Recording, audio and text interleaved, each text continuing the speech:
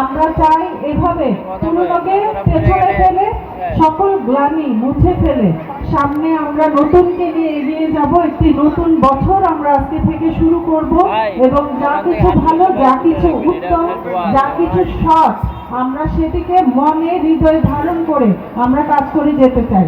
সরকারের নির্দেশনা বাস্তবায়নে আমাদের জেলা প্রশাসন সহ নাটোর জেলায় সকল স্তরে যতগুলো দপ্তর আছে সকল কর্মকর্তা কর্মচারী আমরা একেবারে দুর্নীতি মুক্ত থেকে সব।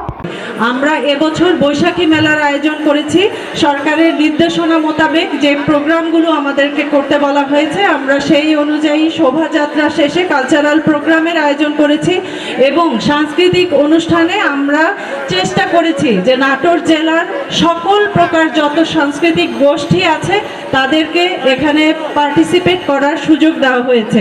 এছাড়া আজকে বৈশাখী মেলারও উদ্বোধন করা হবে এবং একই সাথে আমাদের শিশুদের চিত্রাঙ্কন প্রতিযোগিতা সহ বিভিন্ন রকমের আয়োজন আছে এবং একই সাথে লোকজ খেলাগুলোকেও যাতে উৎসাহিত করা হয় সেজন্য লাঠি খেলা সহ বিভিন্ন রকমের আয়োজন রাখা হয়েছে।